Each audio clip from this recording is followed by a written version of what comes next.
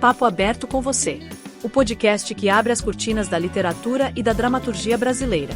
Entre histórias que encantam, textos que movem e autores que transformam nossa cultura, o programa traz conversas inteligentes, sensíveis e cheias de descobertas sobre o universo literário e a criação teatral no Brasil. Uma produção que respira arte e dá voz a quem constrói a nossa cena cultural. Produzido por Joana Guimarães e idealizado por Regina Papini Steiner, o podcast oferece reflexões, bastidores, técnicas narrativas e debates sobre personagens, estética, escrita, montagem e tudo o que faz a palavra ganhar vida. Se você ama literatura, dramaturgia e boas conversas, dê o play e venha se inspirar. Papo Aberto com Você, onde a palavra ganha palco. Olá, hoje a gente vai mergulhar num livro que, um paradoxo. Totalmente. Ele é minúsculo, você lê numa tarde, mas ele fica, ecoando dentro de você por semanas, talvez anos. É uma obra que parece sussurrar e gritar ao mesmo tempo. Um sussurro sobre a vida de uma pessoa quase invisível. E um grito contra a estrutura que a torna assim. Exatamente. Estamos falando, claro, de A Hora da Estrela, o último romance da Clarice Lispector, publicado em 1977, bem no finalzinho da vida dela. E a nossa conversa aqui é para tentar entender juntos por que esse livro tão conciso se tornou um gigante da nossa literatura. A gente se baseou numa análise excelente sobre ele, chamada Clarice Lispector, Estrela, Metafísica e o Não Ser. E vamos usar as ideias dali para guiar um pouco o nosso papo. Isso. Para desvendar o que faz essa obra ser tão potente. É um ótimo ponto de partida, porque esse texto já aponta uma coisa fundamental. A Hora da Estrela é um desvio na rota da Clarice. Como assim, um desvio? Bom, ela sempre foi a mestra do mergulho na alma, na introspecção, né?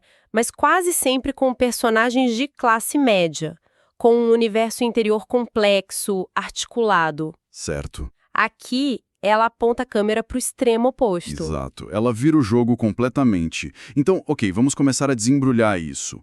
O centro de tudo é a protagonista, a Macabeia. Uma figura, difícil até de descrever. Muito difícil. Ela é uma jovem alagoana, datilógrafa no Rio de Janeiro, mas defini-la pelo que ela faz parece quase errado. Não define. Ela é definida pelo que ela não é. Perfeito. Ela é uma coleção de faltas. Falta beleza, falta inteligência, falta ambição, falta até em certo sentido uma consciência plena de si mesma. Ela simplesmente existe. Passivamente. Isso. E tem uma frase no livro que a análise que a gente leu destaca, que para mim é a fotografia perfeita dela.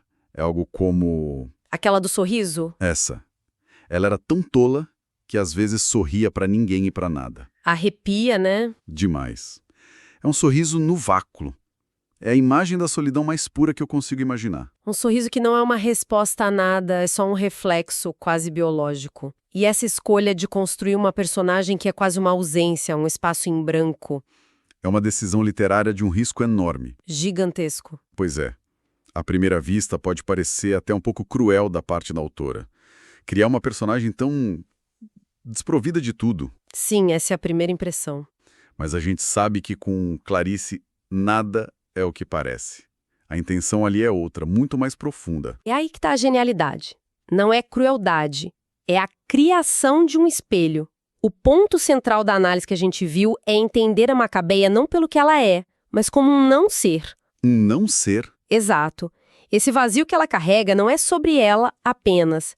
É um espelho que reflete a brutalidade de uma sociedade que produz e principalmente ignora milhões de macabeias.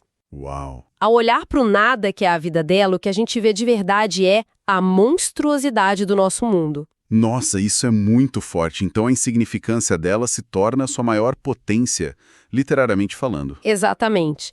Ela é um símbolo poderoso justamente por não ter poder nenhum. Perfeito. Por isso que seria um erro ler A Hora da Estrela como um simples livro de denúncia social. Sabe, no estilo de um Graciliano Ramos, por exemplo, que documenta a miséria. Não é um retrato documental. Não é o interesse dela. O mergulho da Clarice é outro. E ela quer entender o que a pobreza significa para a alma, para a própria noção de existência. É uma questão quase filosófica. Sim. O que acontece com o ser humano quando ele é tão apagado pelo mundo que começa a se apagar para si mesmo. Isso. A análise usa os termos dimensão metafísica e existencial da marginalização. Não é só sobre não ter dinheiro para comer, embora isso faça parte do quadro, claro. É mais fundo. É sobre ser reduzido à sua função mais básica, quase animal. O grande luxo da vida da Macabeia é um cachorro-quente com Coca-Cola. É um momento de transcendência dela. E isso diz tudo sobre o tamanho do universo que foi permitido a ela ter. É um universo minúsculo. E para contar a história de alguém que é quase silêncio, que quase não ocupa espaço, a Clarice toma uma decisão que é o oposto absoluto disso. O narrador. Ela cria um narrador, o Rodrigo S.M., que não para de falar, que ocupa um espaço enorme no livro, talvez até mais que a própria Macabeia. É um contraste. Brutal. Um contraste que é o coração da estrutura do livro.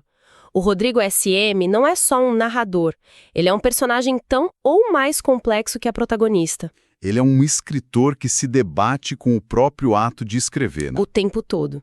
Ele pede desculpas ao leitor, ele se interrompe, ele reclama da personagem, ele confessa o desconforto dele. Ele tá nu em cena. Isso é a tal da metalinguagem, certo?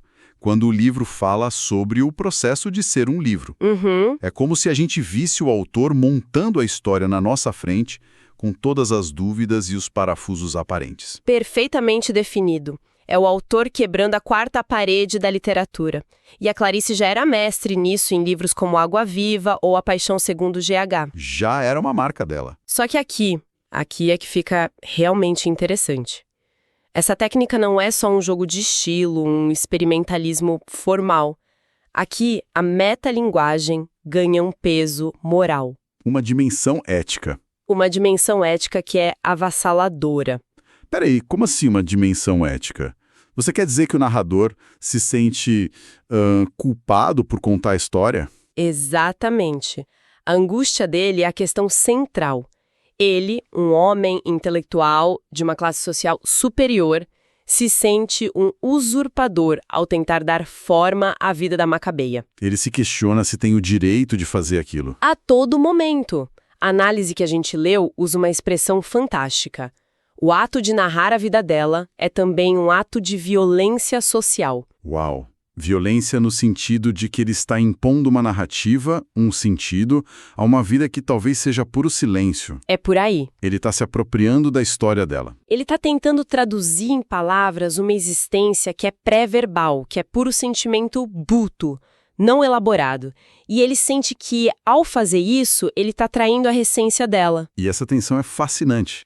A dificuldade que o narrador tem de escrever sobre a Macabeia é um reflexo da dificuldade que a sociedade tem de enxergá-la.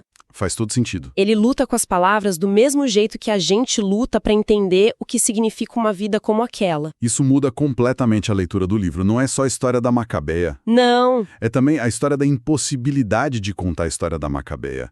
É uma reflexão muito profunda sobre a responsabilidade de quem conta. Sobre o poder que a palavra tem de criar, mas também de aprisionar. Exato. E essa tensão toda, essa angústia do narrador e a fragilidade da personagem vai crescendo, se acumulando. Até desaguar num dos finais mais inesquecíveis e brutais da nossa literatura. É verdade. Depois de uma vida inteira de nada, de invisibilidade, a Macabeia tem, pela primeira vez, um vislumbre de esperança. O encontro com a cartomante. Ela junta o pouco dinheiro que tem e vai na Madame Carlota. E a cartomante, talvez por pena, talvez por puro sadismo, promete a ela um futuro de cinema. Um noivo, gringo, rico, bonito, chamado Hans. Uma vida de felicidade, de reconhecimento. A promessa de que ela finalmente vai deixar de ser um não ser para se tornar alguém. E a gente, como leitor, fica dividido, né? Totalmente. Parte de nós quer acreditar naquilo. Quer que ela tenha um minuto de felicidade. E ela acredita. Ela sai dali flutuando com a cabeça cheia de sonhos pela primeira e única vez. E é nesse exato momento de esperança máxima que a realidade vem da forma mais violenta possível. Ela atravessa a rua, distraída por esse futuro que nunca vai chegar, e é atropelada. Por uma Mercedes amarela, um símbolo máximo daquele mundo ao qual ela nunca pertenceria. E ela morre ali, no asfalto. Eu lembro de fechar o livro na primeira vez que li e ficar uns 10 minutos em silêncio. É um soco no estômago. É devastador. A hora da estrela que a cartomante prometeu era, na verdade, a hora da morte. A ironia é cruel. É uma paródia cruel da ideia de esperança, de redenção. E esse momento se conecta com o tema mais profundo da obra inteira de Clarice. É como se essa fosse a epifania final da Macabeia. Aquele momento de revelação que vira tudo de cabeça para baixo. Isso, a epifania, a grande marca dela. Mas é uma epifania às avessas, né? Não é uma revelação de vida, é uma revelação de morte. Perfeito, é a versão mais social e mais trágica da epifania clariciana. Em A Paixão segundo GH, a personagem rica e culta tem uma epifania existencial ao esmagar uma barata. É uma crise do eu individual. Certo. Para Macabeia, a epifania não vem de um inseto, vem de um carro de luxo. A grande revelação que a morte dela nos traz não é sobre o eu, mas sobre o sistema. A revelação é que, dentro daquela estrutura social, Não havia outro destino possível para ela. A única saída, a única estrela, era o aniquilamento. A promessa de felicidade era a maior das mentiras. então, quando a gente junta todas essas peças, a personagem que é um vazio, o narrador que se sente culpado por preencher esse vazio, e esse final que destrói qualquer esperança, o que a gente tem nas mãos, O que temos? por que isso é considerado uma síntese ética e estética da carreira dela? Porque temos um momento em que as duas grandes forças da Clarice se encontram de forma perfeita. De um lado, o experimentalismo estético, a vontade de quebrar a forma do romance, de brincar com a linguagem, de expor o narrador. E do outro, Do outro, a sua preocupação mais profunda com a condição humana, com a existência, com a dor de ser. Em A Hora da Estrela, a forma e o conteúdo não andam só juntos. eles são a mesma coisa. Exatamente. Ou seja, a dificuldade de narrar a história é parte da história.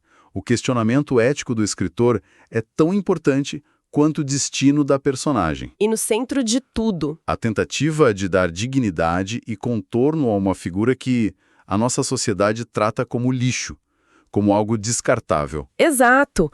O legado do livro é esse. Ao nos forçar a olhar para Macabeia, Clarice nos força a olhar para as nossas próprias estruturas, para a nossa própria indiferença. Não é um livro confortável. Não oferece conforto nem respostas. É um livro que nos deixa com a pergunta, com o incômodo. E por isso, ele é um ato literário, mas também um ato político e filosófico de uma coragem imensa. É impressionante. Fica claro que A Hora da Estrela é muito maior do que a sinopse da história triste de uma jovem nordestina. Muito maior. É uma meditação brutal sobre o que significa existir, sobre o poder e os limites da linguagem e sobre a nossa falha coletiva em enxergar de verdade a pessoa que está do nosso lado. Um livro que continua a nos desafiar mais de 40 anos depois. Continua. Continua, porque as questões que ele levanta são cada vez mais urgentes.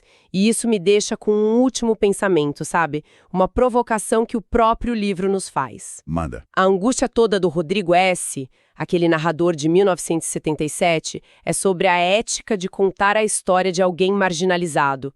Isso me parece incrivelmente atual. Totalmente. Hoje, com as redes sociais, os documentários, a cultura do lugar de fala, a gente vive esse debate o tempo todo. Como podemos dar voz e visibilidade aos outros sem cair na armadilha da apropriação, da simplificação? De transformar a dor do outro num produto de consumo. Pois é. Onde termina a representação respeitosa e começa a usurpação da história do outro? É uma linha muito, muito tênue que Clarice já estava investigando lá atrás. Olha só, esse aqui é um resumo bem rápido sobre o podcast Papo Aberto com Você, tá? Sabe aquele programa semanal, o Papo Aberto com Você? Então, a gente vai te contar rapidinho como ele é feito, né? É um podcast que sai toda semana e tem até patrocinador. Primeiro, vamos falar da equipe. A produção fica por conta da Joana Guimarães, certo? E a ideia toda que embolou mesmo foi a Regina Papini Steiner. É a dupla por trás de tudo. Segundo ponto. Quando que ele vai ao ar? Anota aí, ó. É todo sábado, pontualmente às 10 da manhã, para você não perder. E, finalmente, quem ajuda a bancar isso tudo, o podcast tem o apoio do Grupo O Mindaré. Eles que dão aquela força para o projeto acontecer, sabe? Então é isso, basicamente. O Papo Aberto com você tem produção da Joana Guimarães, idealização da Regina Papini Steiner, sai todo sábado às 10 horas e é um oferecimento do Grupo O Mindaré.